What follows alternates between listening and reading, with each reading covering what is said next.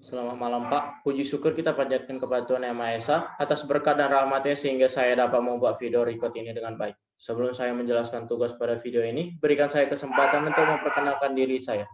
Perkenalkan, nama saya Michael Luman Tobing, NIM 190401-140, yang mengambil mata kuliah manajemen teknik yang berada pada kelas C. Pada kesempatan ini saya akan menjelaskan mengenai broadcasting. Saya akan meng-share.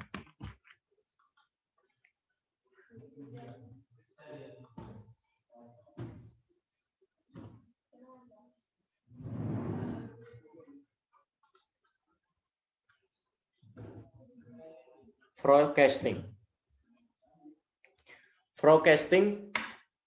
atau sering disebut peramalan atau perkiraan adalah salah satu fungsi bisnis terpenting karena semua keputusan bisnis lainnya didasarkan pada perkiraan masa depan.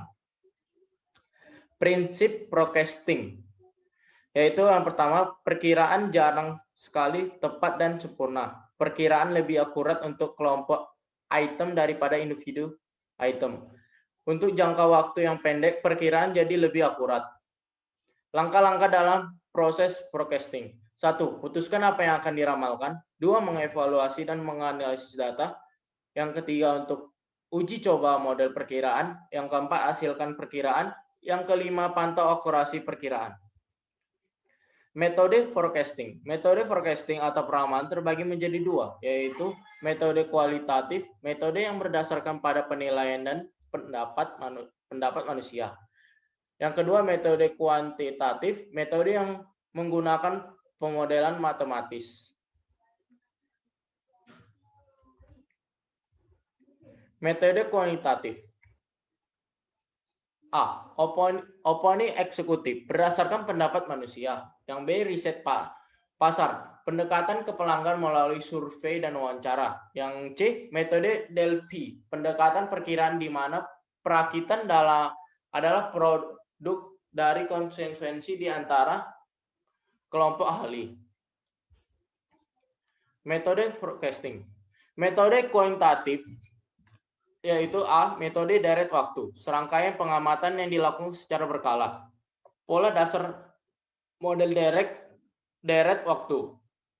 A. Level atau horizontal. Yang B. Trend. 3. Musiman. D. Siklus.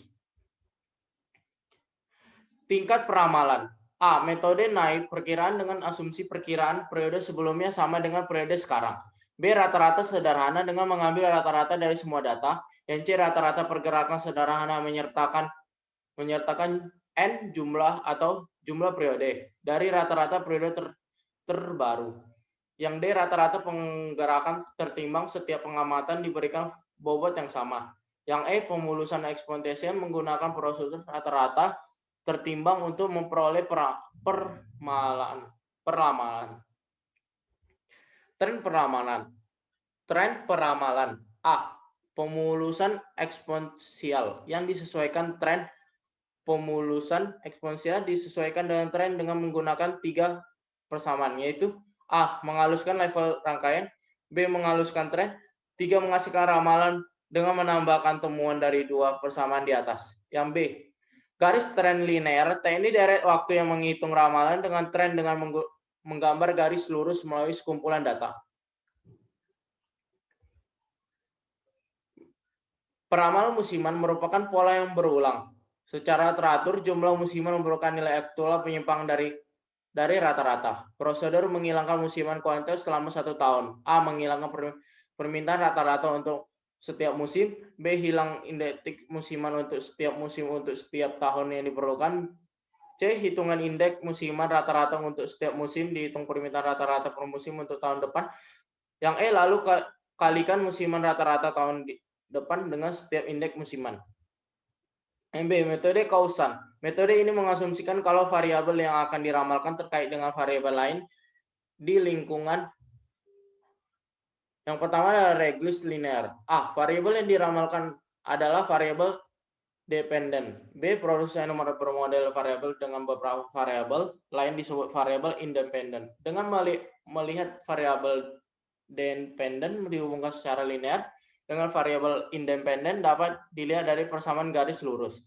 Y sama dengan A tambah BX, di mana Y adalah variabel dependen, X variabel independen, A sama dengan Y yang memotong kemiringan, B sama dengan kemiringan dari garis lurus. Ini adalah contoh gambar metode forecasting. Di sini ada linear equated Y sama dengan ABX pada garis ini. Dan pada dua titik ini adalah actual values. Pada ini kita menaruh error atau difference between actual value and regression equality independent variable X. Langkah-langkah dalam menghitung persamaan regresi linear, yaitu adalah A menghitung parameter B, di mana B sama dengan sigma XY dikurang NXY per sigma X kuadrat dikurang NXY. Yang baru hitunglah parameter A, di mana A sama dengan Y dikurang BX. Substitusi hasilkan ke dalam persamaan regresi linear, yaitu A sama dengan A tambah BX, dan D untuk membuat ramalan untuk variabel dependen atau Y, digantikan nilai yang sesuai dengan variabel independen atau X. Koefisien kolerasi mengukur arah dan kekuatan hubungan linear antara variabel independen dan dependen. Regresi berganda merupakan perpanjangan dari regresi linear, namun tidak seperti dalam regresi linear di mana variabel dependen terkait dengan suatu variabel independen. Regresi berganda mengembangkan hubungan antara variabel dependen dan berbagai variabel independen.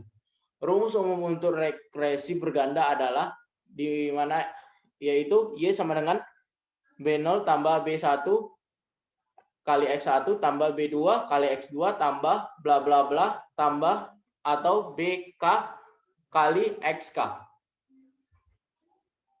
C. Mengukur akurasi perakiraan. Kesalahan perkiraan adalah perbedaan antara perkiraan dan nilai sebenarnya untuk periode tertentu, atau ET sama dengan AT dikurang FT. Di mana ET perkiraan kesalahan pada periode T, AT adalah sebenarnya dari periode T, dan FT perkiraan untuk periode T. Sinyal pelacakan. Bias perkiraan adalah kecenderungan persisten untuk perkiraan melebihi atau di mana nilai data yang sebenarnya. Dan sinyal pelacakan adalah alat yang digunakan untuk memantau kualitas ramalan. Ini dihitung sebagai rasio jumlah aljabar dari kesalahan perkiraan di mana MET.